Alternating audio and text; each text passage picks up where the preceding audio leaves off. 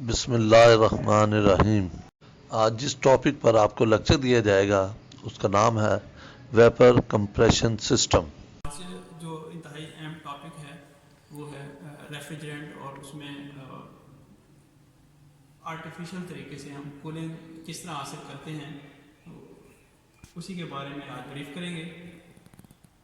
पहले तो वो होगा कि रेफ्रिजरेंट क्या होता है, उसमें हमारे एसीज कैसे काम करते हैं, रेफ्रिजरेटर्स कैसे काम करते हैं और उनका इस्तेमाल क्यों किया जाता है और बड़े पैमाने पे कौन सा रेफ्रिजरेंट सिस्टम हमारे लिए अच्छा रहता है, उसके बारे में ब्रीफिंग होगी। उसमें पहले तो है रेफ्रिजरेंट होता क्या है, वो ऐसा एक केमिकल बेसिकली होता है, वो दूसरी हीट को एब्जॉर्ब कर सकते हैं।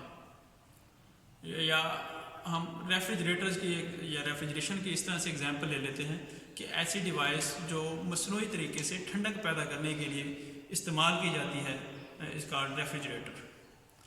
तो उसमें जो गैस यूज़ होती है या जो केमिकल यूज़ होता है उसे कहते हैं रेफ्रिजरेंट, जो उसमें मूव करता है उसे कहते हैं रेफ्रिजरेंट। रेफ्रिजरेंट का बेसिक काम है कि वो जिस पॉइंट पे हमने ठंडक पैदा करनी है वो उधर से हीट बेसिकली एक्सचेंज कर लेगा। जैसे हमने रेफ्रिजरेटर में दूध रखा तो दूध को वो ठंडा कर देगा, उसकी हीट जो है वो बाहर जाके निकाल देगा।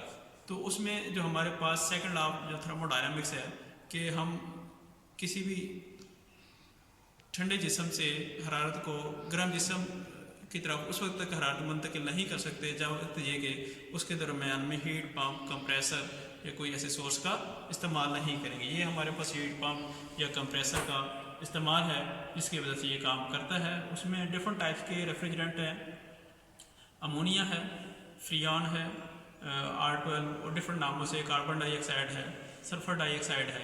ये बेसिकली क्या करते हैं, ये गैसेज होती हैं जो इसके अंदर यूज़ की जाती हैं। अब इसमें हमारे पास मोस्ट इम्पॉर्टेंट और बहुत ही ज़्यादा इस्तेमाल होता है जो घरेलू पैमाने पे आम आपको देखने को मिलेगा, वो है वेपर कंप्रेशन सिस्टम। जैसे रेफ्रिजरेटर्स या एसीज काम करते हैं, उसमें इसके बेसिक 4 पार्ट्स हैं जो होते हैं। इसमें वेपर कंप्रेशन सिस्टम में मीन्स कि जो गैस की जो वेपर्स होते हैं, गैसेस फॉर्म होती है, उसको कंप्रेस करके हम ये पूरा साइकिल कैसे चलता है और ठंडक कैसे पैदा होती है उसके बारे में ब्रीफिंग होगी। इसमें पहला है हमारे पास कंप्रेसर, दूसरा है कंडेंसर। कंडेंसर के बाद है हमारे पास थ्रॉटलिंग वाल्व होता है और उसके बाद है हमारे पास इवेपोरेटर। हमारा साइकिल इसी तरह ये एंटी क्लॉक ये वाला चलता है जिसमें कंप्रेसर, कंडेंसर, इवेपोरेटर और ये थ्रॉटलिंग वाल्व और ये इवेपोरेटर।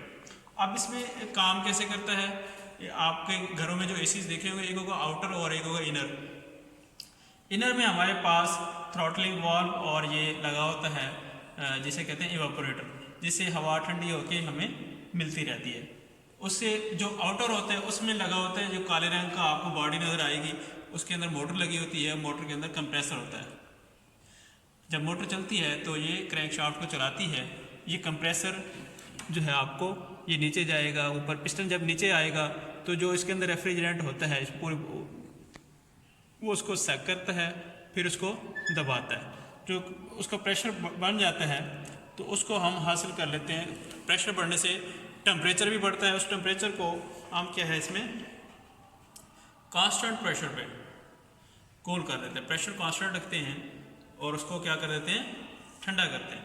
ठंडा करने से क्या होता है कि उसको वॉल्यूम कम हो जाता है, ठीक है। उसको हमने भेजना होता है थ्रॉटलिंग वाल्व के ज़रिए इवेपोरेटर में। इवेपोरेटर में जब हम उसका एरिया बढ़ा देते हैं, क्या करते हैं, उसका एरिया जब बढ़ाते हैं तो प्रेशर ड्रॉप हो जाता है। प्रेशर ड्रॉप होने से उसमें रेफ्रिजरेंट की खूबी है कि उसमें ठंडक पैदा हो जाती है। ये एरिया हमारा कूल तरीन एरिया होता है। ये इसमें फिन्स लगी हुई हैं ताकि हमारा सरफेस एरिया बेहतर हो जाए। अब हमने इस चीज़ में क्या किया हुआ है, बेसिकली इधर एक फ़ैन रखा हुआ है, इसकी सक्शन जो है सेट्स होती है, वो ब्लोअर चलता है तो वो हवा टकराती है इसके साथ, तो वो गर्म हवा ठंडी हो जाती है और इधर से हम इसको ठंडी हवा अपने एरिया के लिए हासिल कर लेते हैं। और जो क्योंकि वेपर्स तो चल रहे हैं, अब ये ट्यूबें जो हैं इधर से जो गैस थी इसमें वो गर्म होकर दोबारा इसमें आ गई कंप्रेसर में। ये पूरा साइकिल इस तरह चलता रहता है। कंप्रेशन के बाद कंडेंसिंग का प्रोसेस होता है, फिर थ्रॉटलिंग वाल्व के ज़रिए हम इवेपोरेट करते हैं और ये इसी तरह ये सर्कल चलता रहता है और रेफ्रिजरेंट मूव करता रहता है। ये है हमारा वेपर कंप्रेशन सिस्टम। इसी के ऊपर हमारे एसीज काम करते हैं और इसी के ऊपर रेफ्रिजरेटर्स आपने देखे होंगे। जो घरों में जो रेफ्रिजरेटर होता है उसके पीछे साइड पे काले रंग का एक बॉक्स टाइप होता है, तो उसमें भी मोटर होती है। मोटर के साथ क्रैंक शाफ्ट और पिस्टन लगा होता है। वो आपको टिक टिक टिक की आवाज़ आती है, वो बेसिकली कंप्रेसर चल रहा होता है। अब कंप्रेसर के बाद वो देखा होगा उसके पीछे जो ना एक जाली होगी रेफ्रिजरेटर के पीछे। वो जाली क्या होती है? वो बेसिकली इवेपोरेटर होता है। हवा की जो हवा का टेम्परेचर जो है उसको ठंडा कर देता है। उसके बाद दोबारा वो किस जाता है? रेफ्रिजरेटर के अंदर चला जाता है। रेफ्रिजरेटर बेसिकली इवेपोरेटर होता है। इवेपोरेटर क्या है? उसके साथ जो चीज़ें हैं वो टकराती हैं या वो पड़ी होती हैं, वो उसको ठंडा कर देता है और उनकी जो हीट है उनको बाहर दोबारा ले आता है। ये कंप्रेशन के बाद हम कंडेंसर के ज़रिए उसको बाहर निकाल देते हैं।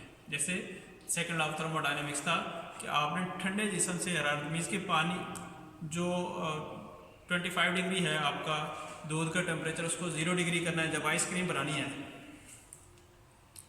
और उसका टेम्परेचर आपने 45 डिग्री वाले सेंटीग्रेड पे बाहर देना है, तो उसके लिए हमें हीट पंप का या कंप्रेसर का इस्तेमाल लाजमी करना पड़ेगा। ठीक है, तो ये है हमारे पास बेसिकली वेपर कंप्रेशन सिस्टम, जिसमें वेपर्स को कंप्रेस करके कूलिंग हासिल की जाती है। ये इसका साइकिल है।